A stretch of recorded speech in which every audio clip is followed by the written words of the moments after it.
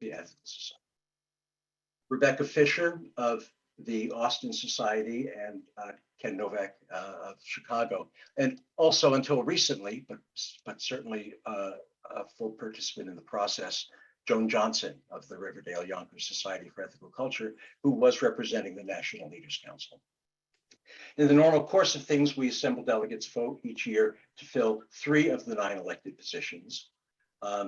Board members may serve at most 2 of those full 3 terms. This year, we also have a 1-year term to fill, as our current board president, Sonia Coopers, has chosen to leave the board early. So this year we have 5 candidates nominated without preference for the Board of Development Committee for those 4 board positions. Those recommended in random order through the practical magic of the Excel random number function are Rita Wilson from the Brooklyn Society for Ethical Culture, Carolyn Parker from the Ethical Society of Austin, John Dakin from the Washington Ethical Society, Anya Overman from the St. Louis Ethical Society, and Connor Sears from the Baltimore Ethical Society. If the candidate has met the requirements in the AEU bylaws for nomination, including that no 2 candidates or current board members are from the same society. You'll be asked to rank the candidates in order of preference. The 3 candidates receiving the highest number of accumulated votes will each be elected to a 3-year term, and the person receiving the 4th highest number of accumulated votes will be elected to a 1-year term. In addition, each year, we as delegates are asked to elect the next year's officers. Officers must be directors, but we separately vote for officers each year. Those recommended are Carolyn Parker from the Ethical Society of Austin, Zia Durrani from the Ethical Culture Society of Essex County, New Jersey, Dwight Pinozzo from the Ethical Culture Society of Bergen County, New Jersey, and Liz Singer from the New York Society for Ethical Culture. Today's session is dedicated to enabling you, the Assembly electorate, to learn about the candidates to serve the union. And we will, I'm going to hand this over to Chris Kamen, who will talk about how we will proceed this evening. All righty. What we're going to do first is that Ken will ask the candidates to say their name and society, and each will speak for 2 minutes as to their expectations as a member of the board and their background. And then after all the candidates have spoken, Ken will review the question and answer ground rules. I will go ahead and cover that right now. Maybe that will be sufficient. First, we will be accepting questions from delegates. Then when all the delegates' questions have been answered, then non-delegates. Anyone who asks a question will have 1 minute to ask the question, so please no speeches. And timing of the answers by the candidates will be 2 minutes, and timer will be on the screen. You won't see my face when the timer is going on, but you will see the timer. And I will call time when that time has lapsed. So that's what we're going to be doing. We will ask that you raise your hands when the Q&A time comes, and please keep your microphone muted during the candidates' presentations so that we don't have distractions. Thank you. Thanks, Chris. And please use the Zoom raise hand function to notify Rebecca that. So as I said, we'll ask, as Chris said, we'll ask the candidates to give a first 2-minute introductory talk. And first we hear from, well, again, I'll give you the order: Rita, John, Anya, Condra. Excuse me, Ken, but Vandra has her hand up. Do you have a question about the procedure right now? I do. Okay. I wanted to find out, where are the written statements? Are there no written statements? I just went to the AEU to the website to see where the written statements from the candidates are. Do we have any? I'm not aware of where they are. It's on the delegate site, and it was linked. We looked at it last night. Should I put a link to the folder? Maybe put a link in the chat. Thank you. It was also sent out in an email. Okay. So we ask that everyone mute while the candidates speak. So again, we'll hear from Rita and Carolyn, John, Anya, and Conrad. Rita?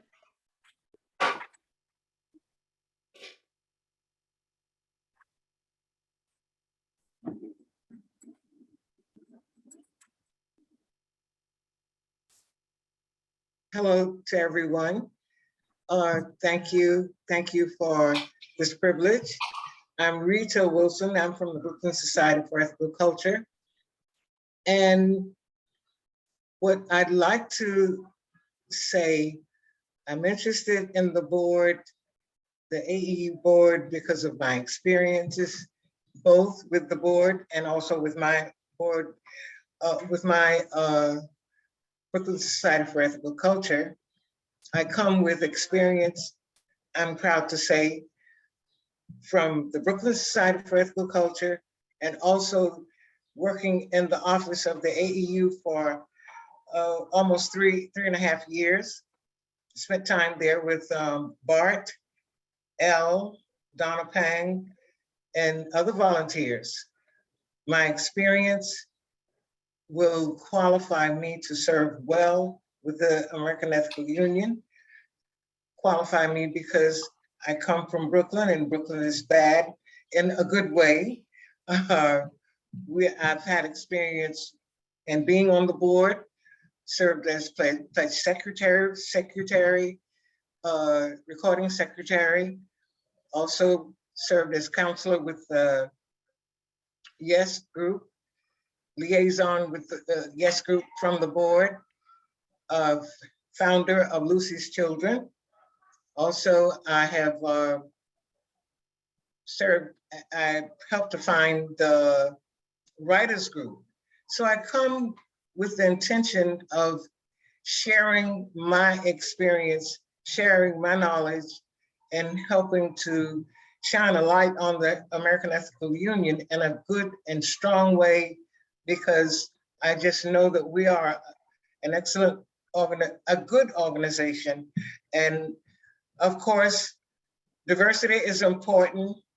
I not only come because of that, I come because I think I know I have something to offer, along with helping you to qualify as being diverse. Time's up. Thank you. Thanks, Rita. Carolyn? My name is Carolyn Parker. I'm a member of the Ethical Society of Austin.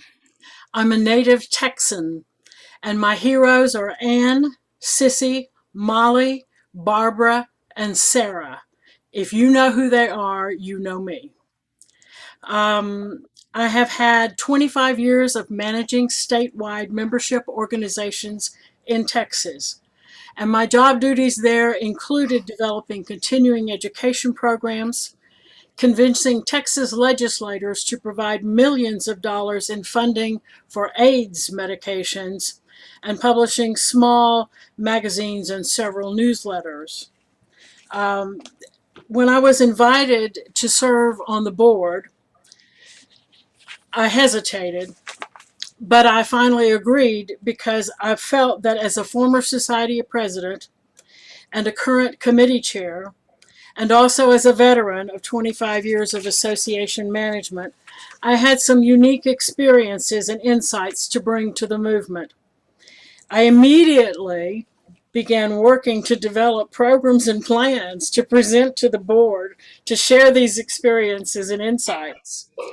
But events and planning processes have intervened, and they have taken place in the ensuing months. And what I'm pleased to find is that many of the issues raised in those planning processes are remarkably congruent with my own work in the areas of volunteer leadership development, adaptive leadership, knowledge management, programs and services, member and stakeholder engagement, advocacy, communication, and public relations.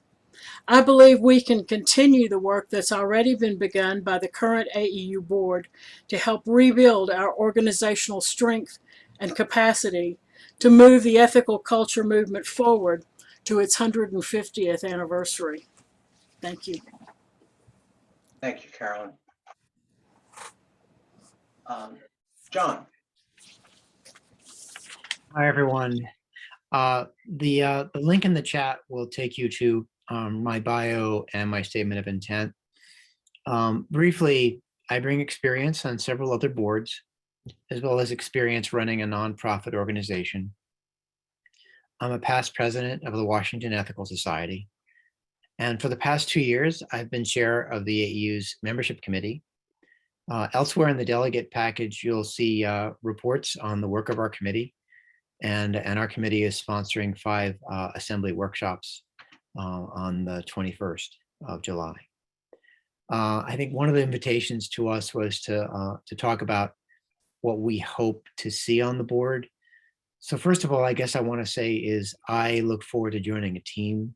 Many of whom have already been working together, and part of my goal is to become a good team player and help them to continue work that's already been begun, and a lot has already underway. Beyond that, I'll say a little bit where I come from. I think it's really important that we center our philosophy. When times get rough, turn to your philosophy, and times are getting rough in terms of what happened last week, what happened on Tuesday. Turn to our philosophy. I think that is an anchor for all of us. And I think the board has an important role of helping be a source of that anchor and then work closely with our member societies to accomplish the overall goals of our organization. I also bring, because of my experience, I bring an awareness and a competency to help us accomplish organizational excellence and effectiveness. Finally, I want to make a comment that it's been alleged in recent months that our philosophy is dead, but I invite you to look around here. I mean, almost all of us are volunteers with other things we might be doing on a Wednesday evening in June, but we come here because we care. We come here because we wish to connect together to accomplish amazing things. For me, I think that if we can continue to work with one another, ethical culture lives on. Thank you. Thanks, John. Anya? Hi, my name is Anya Overman, member of the Ethical Society of St. Louis. A little background about me. I grew up attending the St. Louis Society since I was in kindergarten. I participated in Seek back when it was still called Sunday School. I went through a coming of age ceremony and a graduation ceremony for our teen youth group. And I have held leadership roles in humanism since I was in high school. After high school, I went on to take on more roles and responsibility within the Future of Ethical Societies group, eventually taking on the role of communication officer for Young Humanists International in 2015. In 2020, I was elected president of Young Humanists International and a board member of Humanists International. I was elected for a second time to these roles earlier this month, but I was removed shortly thereafter. Given this shocking news, I have written a full statement about this, and I will take questions about this during the Q&A. However, the gist of it is this. I spoke out against the negligent COVID policies and the unchecked white privilege within Humanists International that was on full display at the General Assembly and International Conference in Glasgow a few weeks ago. I was removed as a result of my attempts to hold the organization accountable to its stated values. And that's exactly what I bring to this movement, accountability. I firmly believe that being a humanist is more than just saying you stand up for humanist values. Being a humanist is about living your values through action. Talk is cheap. I seek to nurture only the best quality humanism, embodied humanism. So if elected by the voting body to the AEU board, I will bring my embodied humanism to the table. With prior humanist board experience, one thing that I know for certain is that I don't know everything, and I am eager to learn. I expect to work alongside fellow humanist board members to learn from what they know, while also holding the expectation that fellow board members are open to learning from me too. I'm committed to showing up and doing the work, and if I'm granted the opportunity to serve, know that I will do so both when the conversations are easy and when they are difficult. Thank you. Thank you, Anya. Condra? Good evening, everyone. My name is Condra Sears. I am probably the newest to ethical culture. I'm originally from the Bahamas. I'm born and raised there and moved to Baltimore in 2006 for graduate school. I became acquainted with the Baltimore Ethical Society through a meetup group that was geared towards African-American non-believers. And through the Baltimore Coalition of Reason, attended BES events and eventually joined in 2019. I was elected to the BES board then and sort of, I guess, right as COVID hit. And so most of my service on the board has been virtual. I've been part of our task force to figure out how to safely return to in-person meetings, and we've started to do that.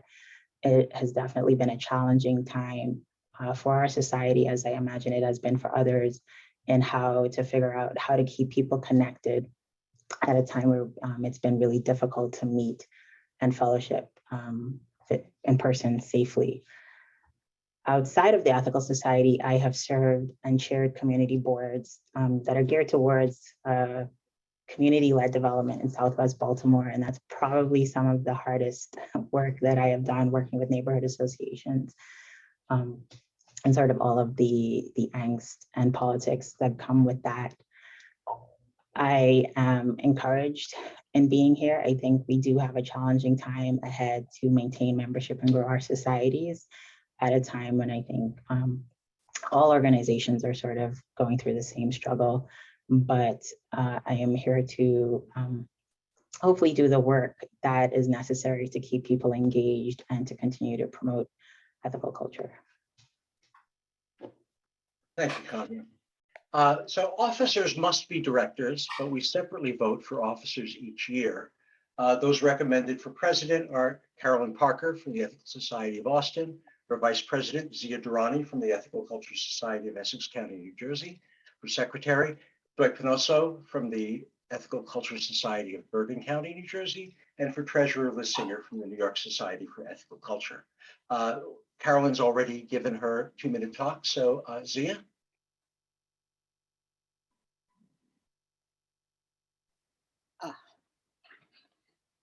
My name is Zia Durrani.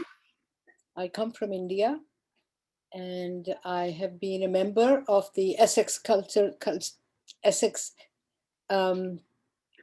Culture Society since about 2015. I was also briefly a past president of the society, and I became a president sort of by default, because the gentleman who was elected to be president one day woke up and lost his eyesight, and he had to be hospitalized, and then he couldn't function for many, many, many months. And I was in the situation of being a vice president, so I took over that job, and I got a lot of help from the members of the board. This is actually the only organization that I've ever joined. I was never a joiner. Professionally, I was a teacher for many, many years. I taught in India, and I taught in the States. I taught in England. And so my experience is very different from anybody else who's run organizations. I've really never been a part of any organization, but I was very interested in the Ethical Culture Society. And ever since I've joined, I have been a very regular member of the society. I'm also very interested in the Social Action Committee, and that's the only committee that I joined. But when I got on the board of the AEU, I also decided to join the Ethical Action Committee because I'm interested in action. I'm interested to see what our society does for the rest of the community. And I'm really interested in that part of the society. Thank you. Thank you, Zia. Dwight? Good evening, everybody. I'll be as brief as humanly possible. It's been an honor to be on the board for the last year. I've learned an immense amount about the inner workings of the AEU and board process. It's been an absolute privilege to work with Sonia and the other members of the team, and I'm going to miss every one of them when the new board season begins in the fall. But along with that, I'd like to add to my work. They're very tough shoes to fill. Our board secretary who's departing, Casey from the St. Louis Society, has been utterly amazing. And if I can be half the board secretary that Casey has been for us, I will have done stellar service for the organization. In terms of other work within the movement, it's also been my honor to chair the personnel committee, and that's given me the opportunity to utilize skills I learned at the Bergen Society in helping us to get an interim and then a permanent leader.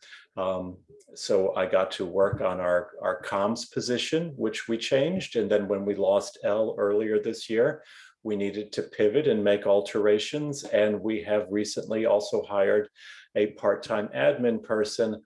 And now I am working with the rest of my committee and the outgoing board and the incoming board and probably the presidents as well, as we create a new AEU, and that'll be founded around our interim executive director and then a permanent executive director. And that's going to be a lot of work, but I look forward to taking it on. Thanks so much. Thanks, Dwight. Liz?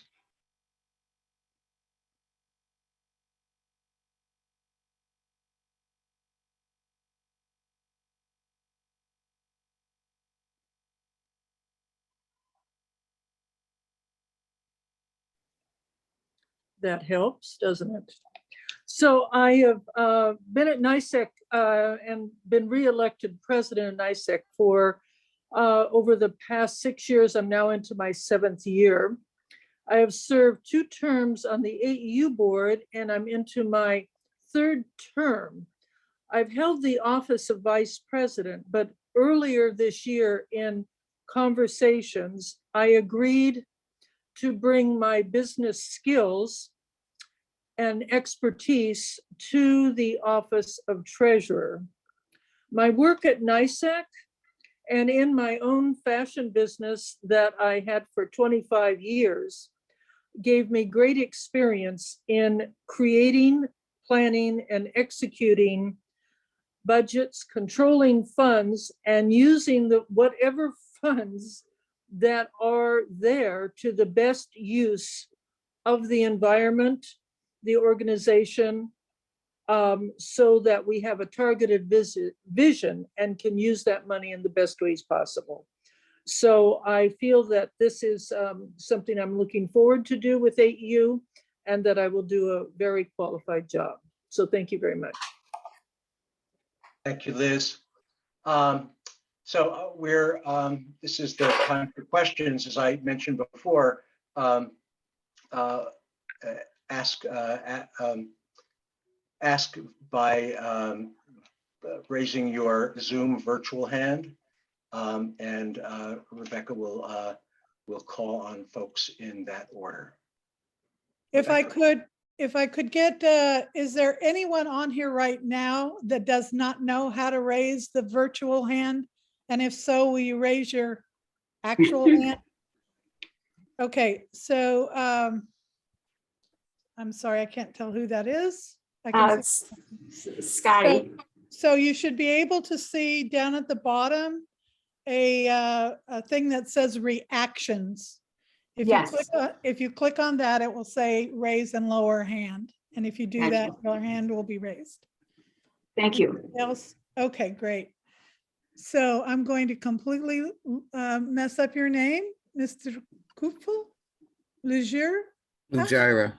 Lajira. Sorry, Lajira. That's fine. Everybody messes it up anyway. Of course we do. My question to anyone. to anyone who would like to answer is how are we going to approach in the future situations where there needs to be an immediate response to an action like the Roe v. Wade and the gun thing and anything else that's coming down the pike that's going to take away human rights.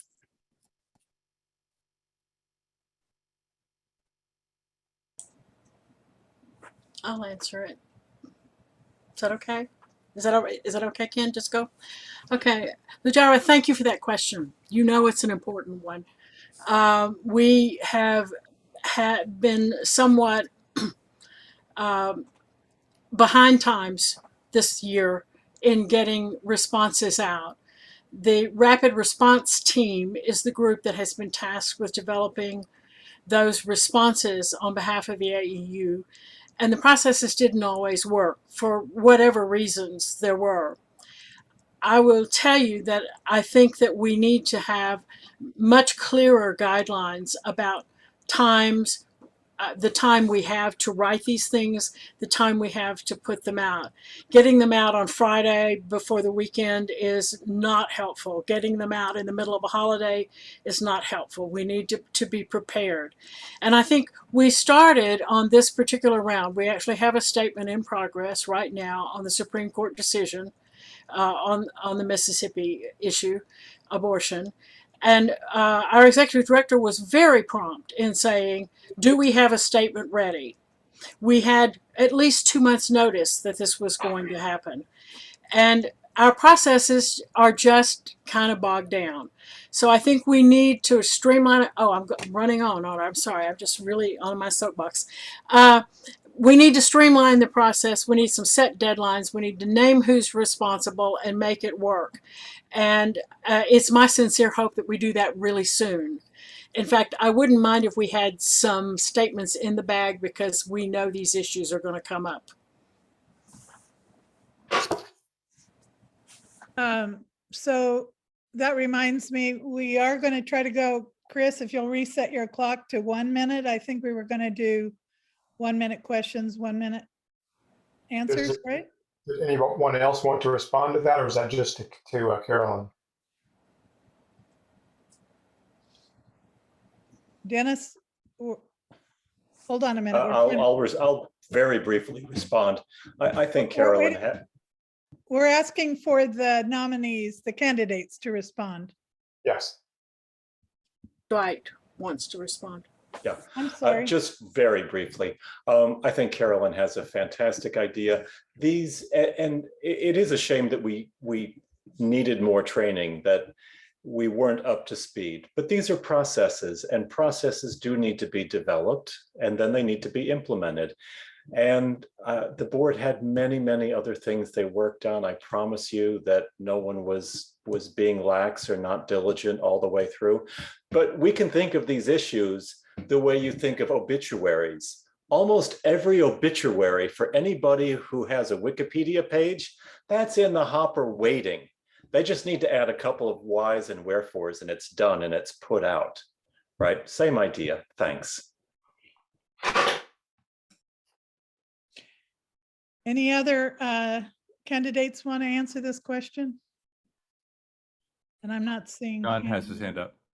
Sorry, John, go ahead.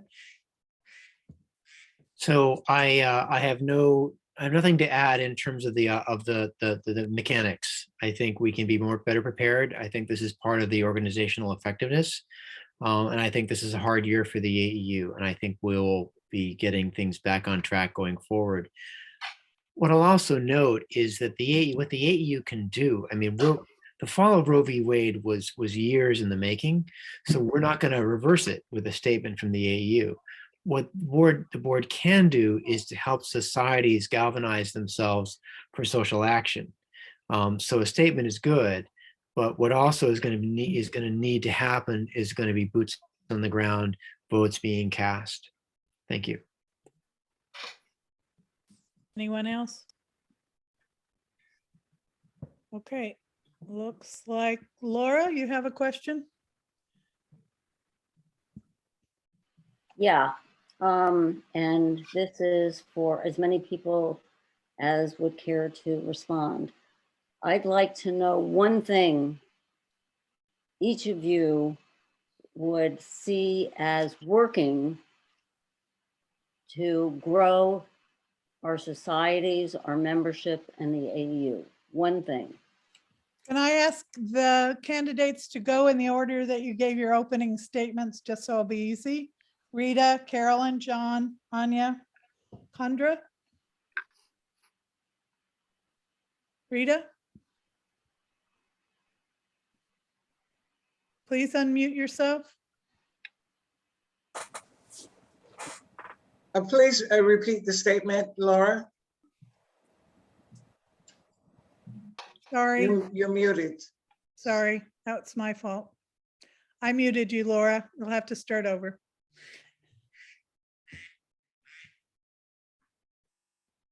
There we go. Sorry. Technology.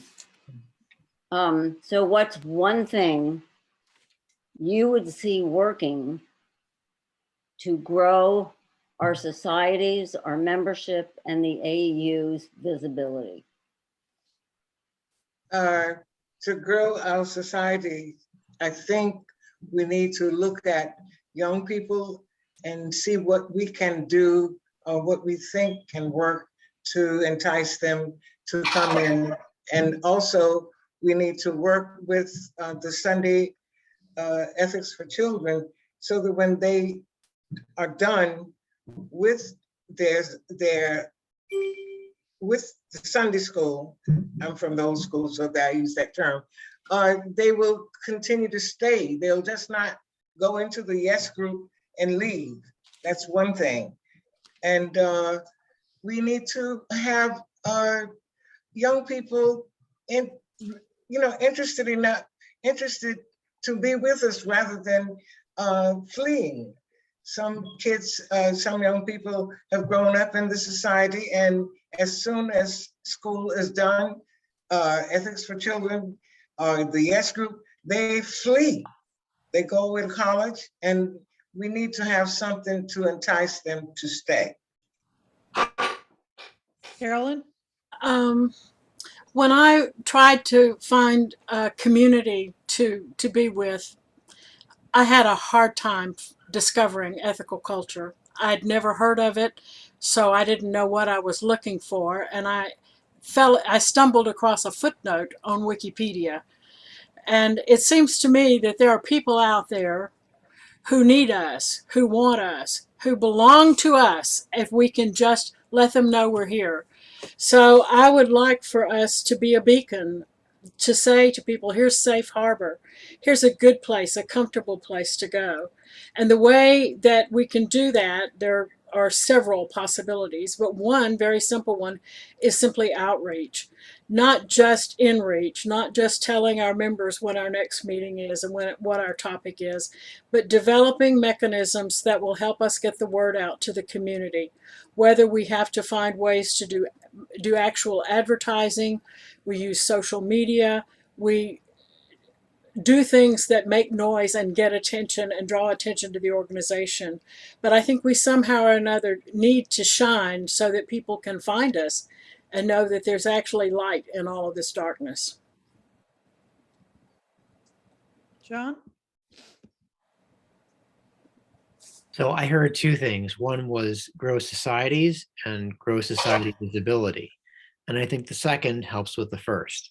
I think my experience is instructive, and I think it is typical for what's needed. I heard about the Washington Ethical Society as a result of an article in the Washington Post. It was called Gardening for Good. And I read this article and I said, oh my God, I was sold by the end of the article and I've never left. What I will say also, though, is what kept me from just coming in and coming out was not just that great article, but there's something called stickiness. And it's been 27 years, but I still remember the first person I spoke with. His name was Todd Wayman. Many of you know him.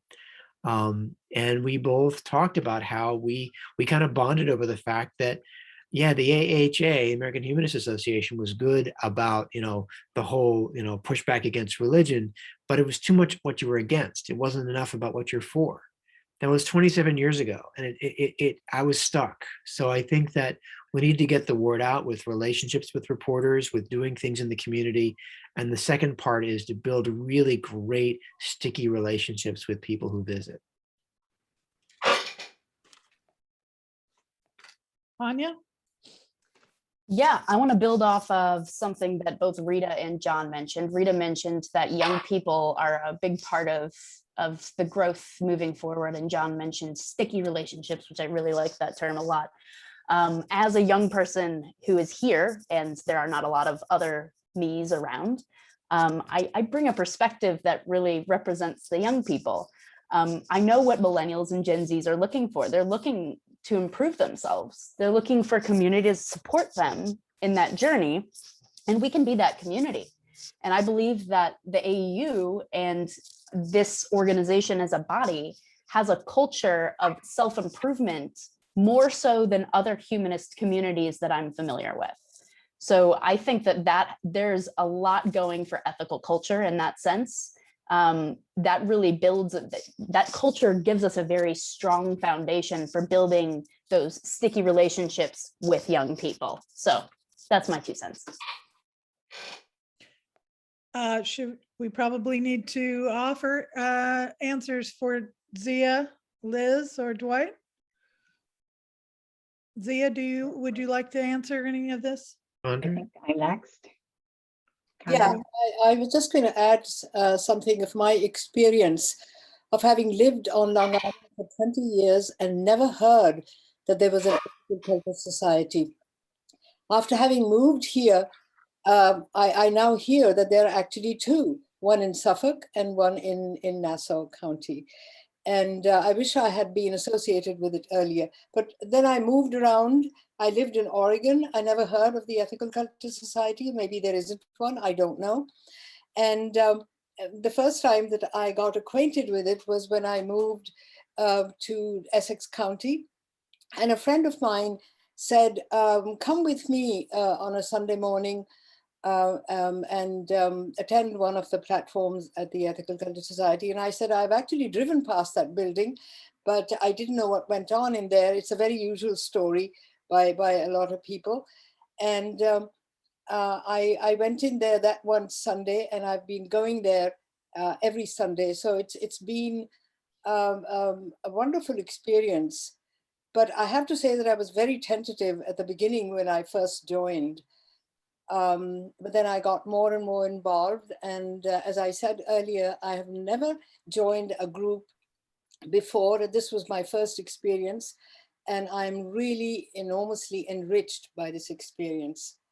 And I hope that I can continue and make the society flourish in different ways. Thank you. I'm sorry, Kandra, I overlooked you on my list. My apologies. If you would like to go next and Sure. answer the initial question. Yes, sir.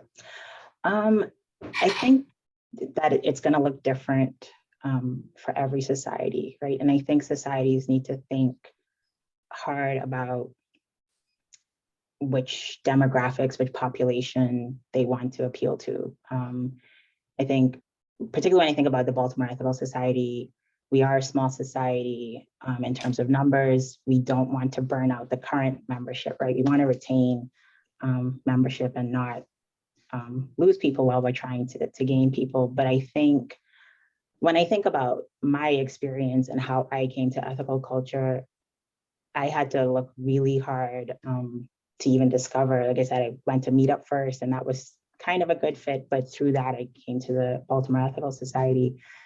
And I think we need to have to think locally, right? Think small and interact and with our local communities so people know that we're here. I think it's really important that we have dialogue with other or similar communities. I think it is really hard as a Black person, people automatically assume that you are religious. And I think for a lot of people, there's a stigma and a fear of stepping outside of the faith that they grew up in or the culture that they grew up in. And so I think taking the time to make spaces have, platforms other than our Sunday platforms where people can come and sort of ask questions or be themselves or, share those fears are important.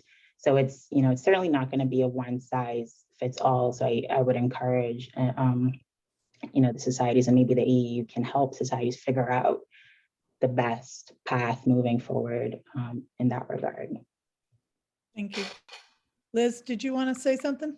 Yeah, so we are New York. I understand that that kind of puts us in a different place, but not really. So we've taken these issues, visibility, growth of children's program, growth of membership. And about 3 years ago, COVID interfered with this greatly. We decided, or I as a board and as all of our committee chairs, that we were going to get outside of our four walls, boots on the ground. And we also looked for a leader that would take us outside of our four walls. And that's the only way to raise visibility. We're making great strides in that now. We are working with local nonprofits, other UUs. We're working with other religious organizations. We're rolling out a reproductive rights program, which we've involved quite a few different leaders and other religious groups. We have programs working with children's groups, My Own Books. We are working with other nonprofits for incarceration. And it's not just our members. We're bringing in other groups so that there are many boots on the ground talking about ethical issues. We're investing in our children's programs because the parents become members at least while their children are in those programs. And we're developing a younger program for millennials and younger to me is anyone below 50. But we have 15 new members that have come on board. We have 2 young members that have joined recently and 3 younger members on deck. So I feel that this, so I'm kind of saying what we're trying to do in New York, I feel that we can pass this forward. And I know Carolyn's worked very closely with Lori developing, sorry. Okay, thank you, bye-bye. Thank you, Liz. And I laughed when you said, I know I'm from New York. That's what I start every sentence with these days. Yeah, but I'm from Texas, so it doesn't apply. Dwight, did you have any final thoughts on this? Yeah, just very briefly. We have a lot of good things working for us. We have compassion, sincerity. We definitely have dedication, but all of us know that that is not enough. What I think we need more of in the movement, and I do see some of it in little fires here and there, like I do see it, luckily, in Kurt Collier, our new permanent leader at Bergen. It's courage, it's willingness to take tougher positions about issues related to social action, human rights, and climate change. When we do that, I think we'll be building the movement that will attract more people. Thanks. Thank you. All right, Tom is our next person with his hand up. I'm glad you didn't have to keep your hand up this whole time, but are you still there, Tom? Yes, I am. Thank you. And my apologies for my malfunctioning camera.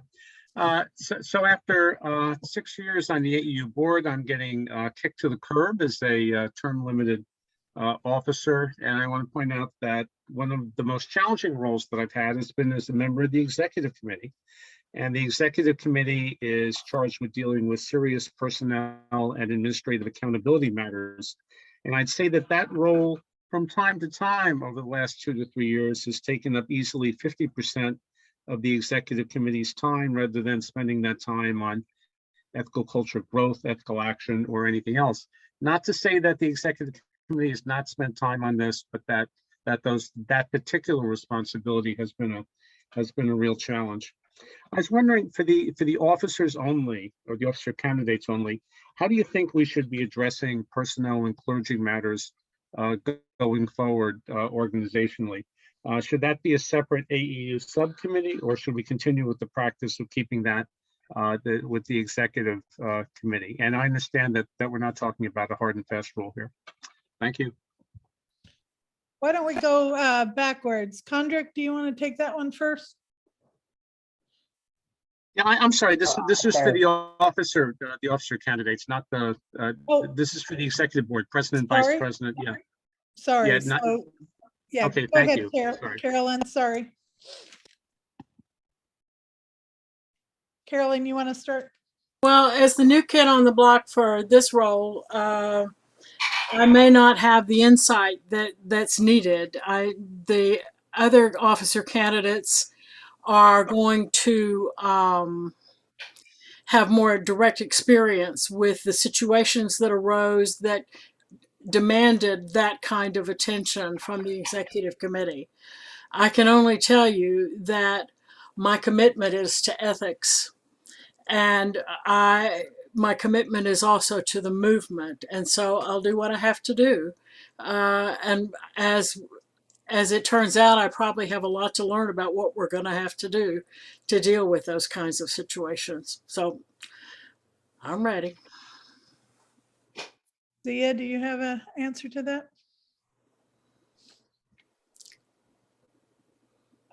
No, I'm afraid I don't really have a concrete answer to that. But if I get elected as the vice president, my understanding is that I would be in a support situation to the president, and I'll rely a lot on whoever is the president, and I hope Carolyn is.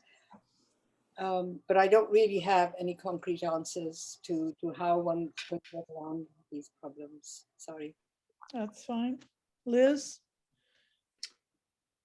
Well, Tom, that is a very complicated question you're asking. So should the complicated personnel issues be handled by the executive committee? Well, if we have a personnel committee, they should be handled by that committee. And then if they have an issue, that should be brought to the executive committee. Granted that Dwight would be part of the executive committee, but then it should be brought to that. If the extent of the personnel questions go beyond the executive committee or entail things that could be legal, we should make use of our AEU legal counsel and bring them involved. I'm a great component, I believe tremendously in consulting legal. That's what I have to say. White, you have some? Tom, that was a very complex question, and I'm going to ask you to clarify. Did I hear the word clergy in what you were saying? Yeah, I think I mentioned clergy at the end of it too. Yeah, so that was where the question seemed to be encapsulated. Would you mind restating it? And I'll try to see if I can wrap my noodle around it. Yeah. The question is how administratively you deal with personnel and clergy matters. Should it be done by the executive committee, or should it be done by a separate committee of the AEU? Given the amount of time that it takes to go ahead and address such matters. Got it. They're two separate things, Tom. Actually, there may be three separate things at times. No wonder I was having such a difficult time. So, Tom, when it comes to the paid staff of the AEU, that needs to first go through the personnel committee, and to whatever extent the personnel committee can't handle whatever comes up, then of course it needs to go to the officers and to the full board as necessary. When it comes to clergy, that's a separate issue. We have oh God, I'm going to blank out on the committee name. Sorry, Elizabeth, what was it? National Leaders Council. Yeah, and we have the NLC, the National Leaders Council, which is composed solely of leaders, right? But then we also have a leadership committee, right? Yeah, right. We have many cogs going on here. Plus, the leaders, they report to societies, not us. Yes. So it's a very complex thing with many cogs. And the short answer is, when in doubt, we spend the money on the lawyers so we don't mess up. We have a limited amount of money in the purse, and we have a fiduciary responsibility to everybody on this Zoom call and everybody in the movement. That's how we do it. And I need to apologize to everybody. I'm going to be stepping out of the call. I have another engagement that I already had in my calendar. And I look forward to seeing hopefully every one of you plus more on Sunday. I think it's Sunday evening, July 17th for our next meeting like this. Thank you all so much. Have a good night. Thank you, Bye-bye. Dwight. Bye. I'm sure somebody will let me know if I've overlooked someone again. I hope I haven't. I think, oh, John, I guess I did. Sorry. No, he's not an officer. Well, there you go. Hey, my name is Omowale. Hold on just a minute, Omowale. John, did you I was want to say wondering, something? well, I was wondering if this does involve, I think, the board as a whole as well. I'm wondering if you might permit the candidates for the non-officer positions to comment on Tom's question. Any objection? Go ahead, No. John. Well, I was wondering if someone could tell me where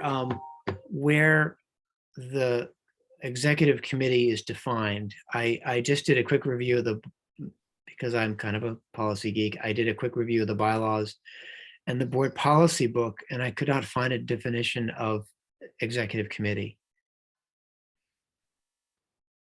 I'm wondering if this is the appropriate place to be taking the time now. We do have a limited amount of time. No, with no, folks, but no, go no ahead. need. But I just wanted to note that if there isn't something defined as executive committee, I think it would be a good idea to avoid breaking our already relatively small board into subgroups. I think it's better for us to operate as a committee of the whole. And it's already been discussed about the fact that there are identified other groups besides the board that could address some of these things. So thanks for the opportunity to comment. If somebody could send him any kind of link in chat, that would be great. Now, Omowale, I'm sorry to have kept you. You had a question for quite a while as well. Go ahead. Thank you, Rebecca. I think I appreciate what John just mentioned because it kind of speaks to what I was thinking about in having the board separated in this way. I'm a newly elected president of the Baltimore Ethical Society, and then the kind of mandate in which I came in and our new board is to be a more inclusive and anti-racist organization.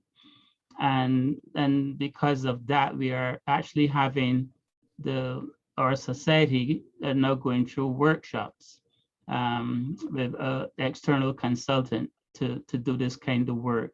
And I kind of wonder when I look at what John mentions, the executive, I'm kind of wondering, how can this incoming group can speak to that dynamic of a more inclusive and anti-racist organization.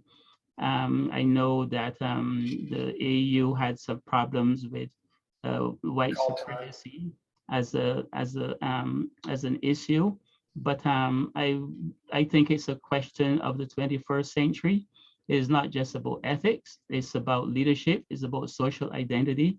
And I am not quite clear, I'm hearing how this new board would address the primary issue like that. I'd like all of the members and the new incoming members to speak about it.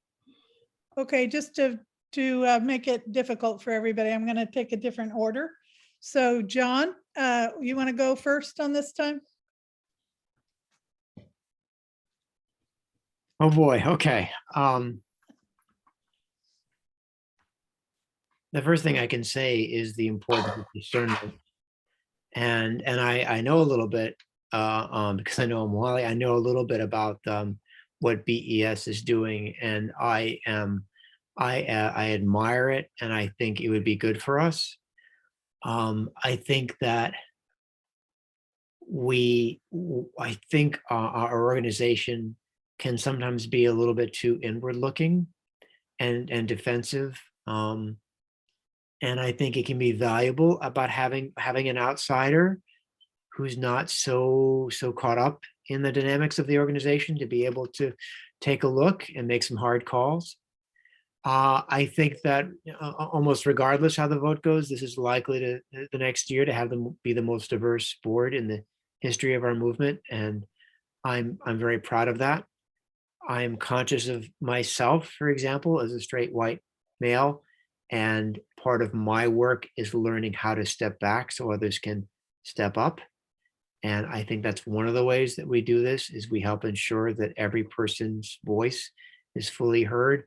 And we help ensure that we are open to the people who are not yet members. And I think there are a whole lot of humanists who don't look like me. And I think we can do a lot to be more welcoming. I think a big part of this doesn't get a whole lot of attention is anti-sexism. I think it's important that we look at the issue of power hoarding. It's kind of a technical term, but you can look it up. I think we have a fair amount of it, and I've tried to counteract it in my work with my own committee. But roughly, I think a lot of it, what it means is you try to always be thinking about how can I bring more people into decisions? How can I be more transparent with our decisions? And how can we have more accountability? Thank you. Rita, you have your hand up, but you also need to, if you would answer this question, and I may have overlooked you for the last one, I'm not sure, so I apologize. But go ahead if you would, please. Okay, thank you. In Brooklyn, we have been known to represent pretty well in terms of diversity. I've been around and I've been a member about 25 years, and I've been around almost 30 years. And what we have done is put forth the effort to make folks feel welcome. And I think that's really essential, very important, because if you don't, my first experience with ethical culture came through NYSEC, the New York Ethical Society. I was there looking for a jazz concert, and I came back maybe a couple of times, but then since I lived in Brooklyn and I passed by the building, I wasn't sure that this building was affiliated with the New York Society, but then when I compared the literature, it was, and I've been there in part because I feel welcomed, and I'm not saying that the mat is put out and everyone who comes stays. I'm not saying that, but I think what sometimes happens with the societies, perhaps the AEU will be, I can bring some ideas to the AEU as to what to do to extend ourselves, extend an avenue of being welcoming. Not necessarily a policy maybe, but just some things that we could do to make others feel welcome. Thank you, Rita. Carolyn, you want to go next? I think that this is an area where we have an obligation to think expansively, partly because I think as a movement, we tend to focus where our attention is being called most loudly, but we overlook other groups. And so I have recently been making an effort to look at Native American communities and realizing that we're leaving out the whole Latino, Hispanic elements of our society. And what I think you've asked us, Omawale, is how can we open our doors and be more inclusive everywhere? there is sexism still in ethical culture. There is still probably some elements of homophobia I won't always see. We ourselves certainly need to do some work within to open our eyes as well as our hearts. But to open our doors, as Rita is suggesting, I think is very important. This inviting people in, but welcoming them once they're there is an important part. And sometimes we need to do more work together to understand how to be more inviting and more welcoming. And it's the most ethical thing we could possibly be doing at this point in our society, I believe. So we'll have to listen to each other and learn from each other to do better. Thank you. Condra, do you want to go next? Sure. I think what has been key for BES in this effort is listening and listening to members who sort of represent the communities or people that you wish would join your organization. And it has been difficult and it will be difficult. And I think there has to be a commitment to stick with it, have those difficult conversations. And I think, you know, understanding when you need outside help, because I think that sort of helps people work through this issue.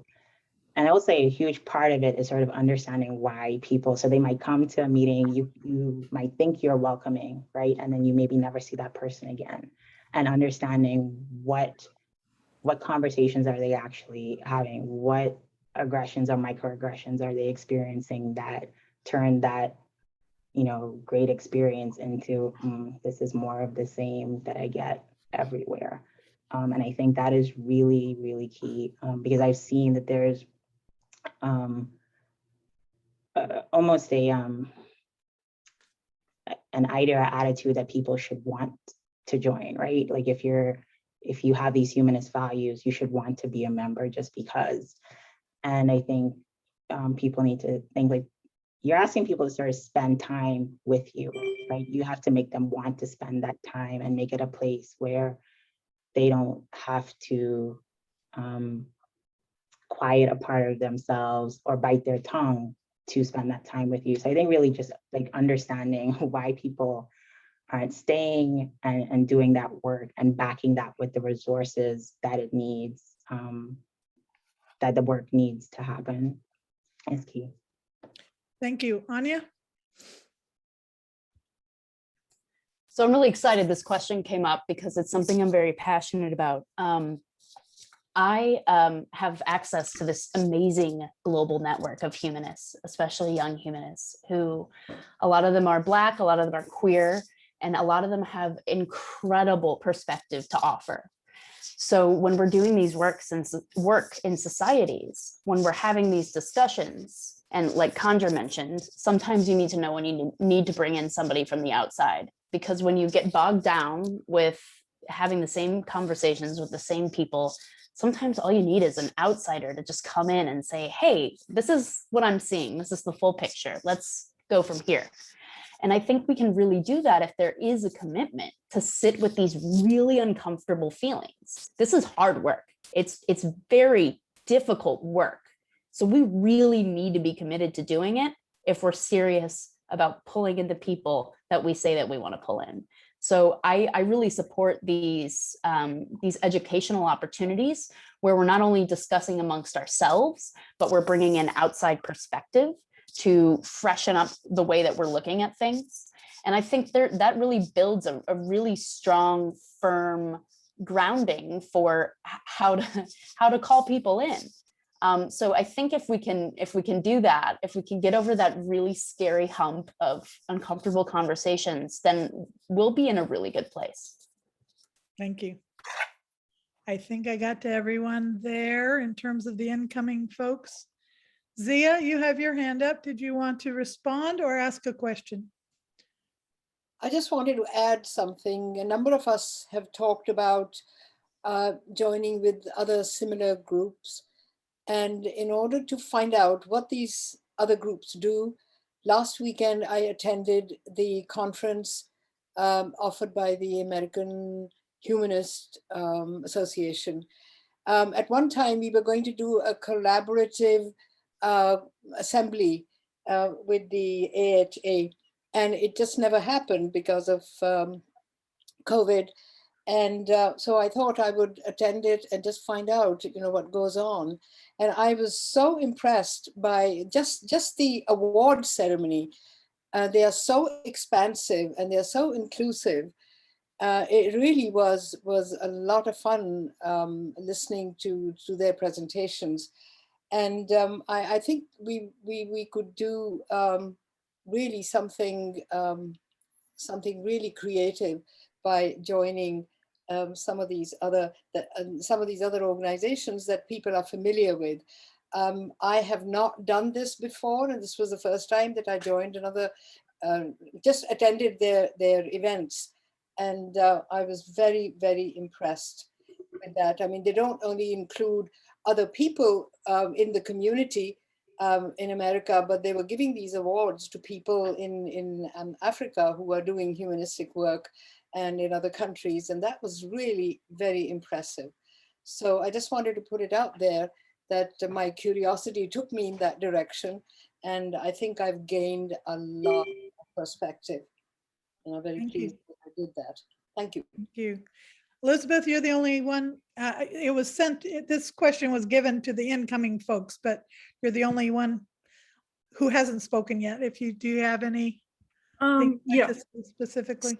So we were really good at talking the talk, but we were having trouble walking the walk. So our thing about getting out of our four walls, we actually we made a relationship with the Harlem Mothers Saves, which is a group in Harlem that is trying to protect their children from being shot on the street. And we aggressively went to their annual meeting and we bought a table. And about 20 of our members went to the dinner there. And we developed a relationship with them. And for Juneteenth, we gave a concert as a fundraiser for their needs. But the uncomfortableness, and as they, as a group, the Harlem Mothers, actually said, and with such enthusiasm, that we came to them. And they even joked, here in a sea of black was this one white table. And it really reversed our thinking. And it was hard. It was really hard.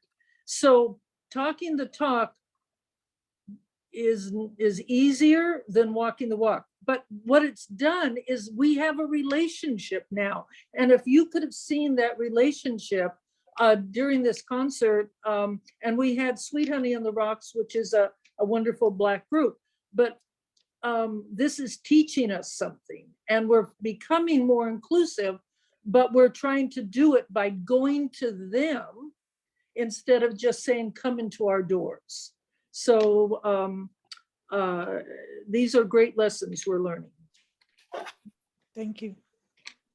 I see no other raised hands. We're getting down to the end. I don't know. Oh, sorry, Rita. Did I miss you again? No, you didn't miss me. I just wanted to add something.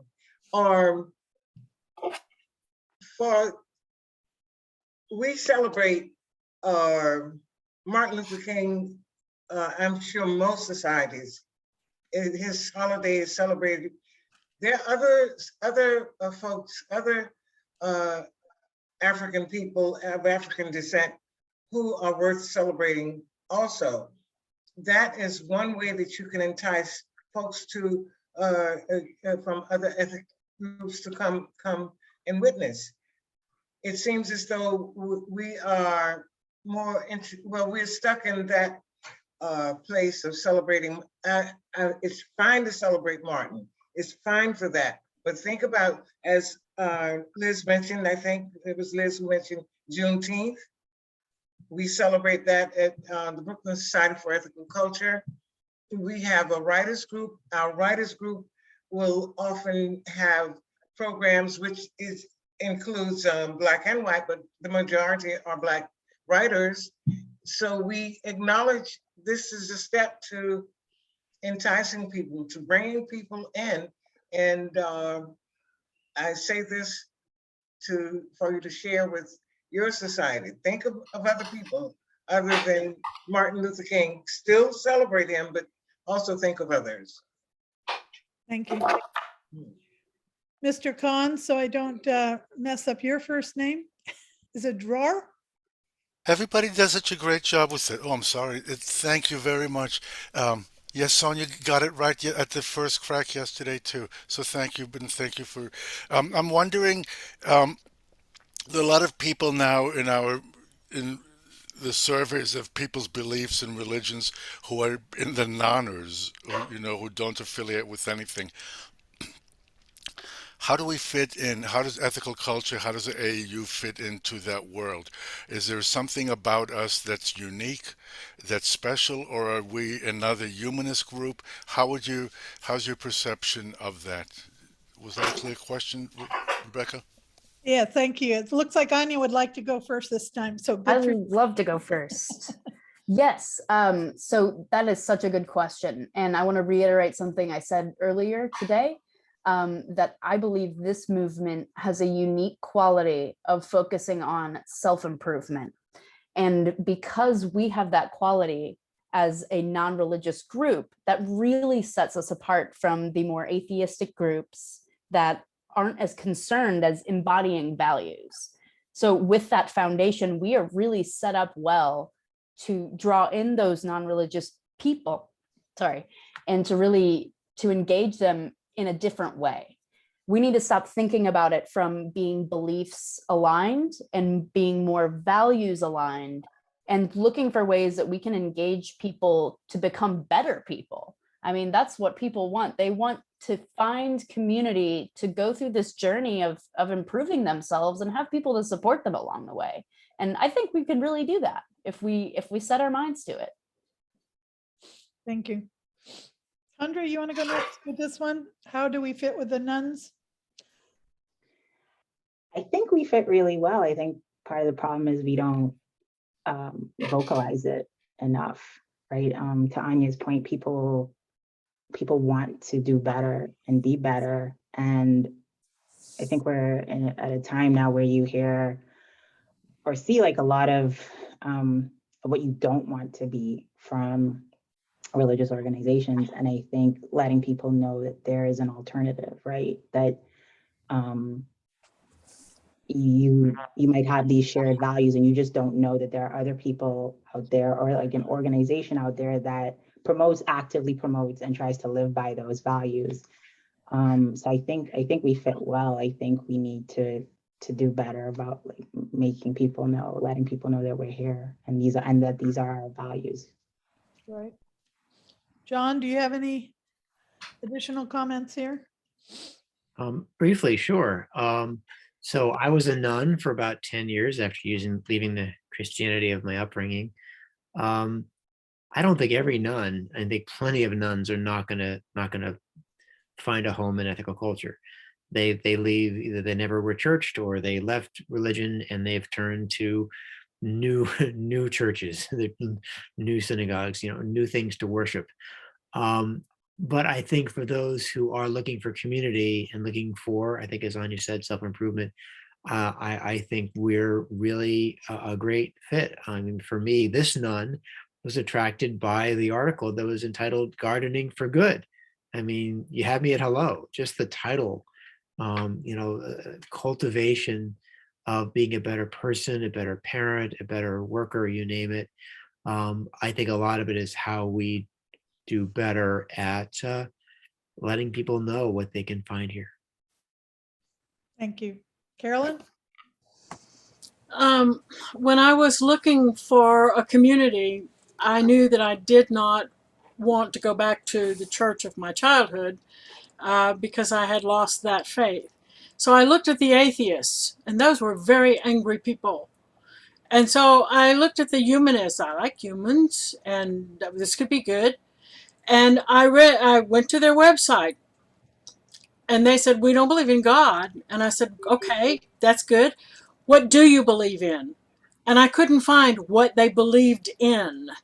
When I found that footnote in Wikipedia and went to the AEU webpage, I got the 8 commitments. I got the things that we believe in. And I said, these are my people. This is what I want. And Condra is making exactly the right point. We're not visible enough. We have to work on that visibility. So Anya's emphasizing culture. We are these gardeners for good. I think that's what we have that is unique and special. It's not just that we understand ethics, but we are actively trying to cultivate culture, the ethics within ourselves and within our communities. I just don't see how we could miss if we would make some noise about that. It's look at These Thank are you. our people. Thank you. Rita?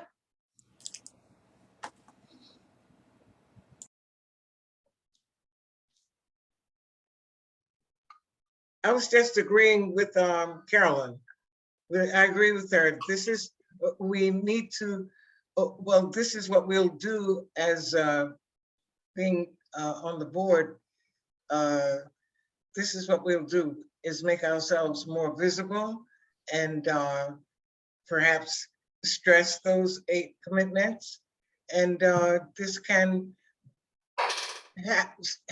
help people to realize that these are ideas that we are about. And it could entice folks to join us. Thank you. Liz, do you have any comments you want to talk about with the nuns, us and the nuns? The only thing that I came to ethical culture with no pre-idea, never exploring humanism, and I did explore 4 religions, none of which satisfied me, and being a non-theistic myself, the thing that brought me to ethical culture, and I forgot about the 8 commandments. Are they commandments or commitments? Are they called commandments? Commitments. Yes, commitments. Okay, I was hoping that. So the thing that I found, first of all, our history is Eleanor Roosevelt, and that is our history.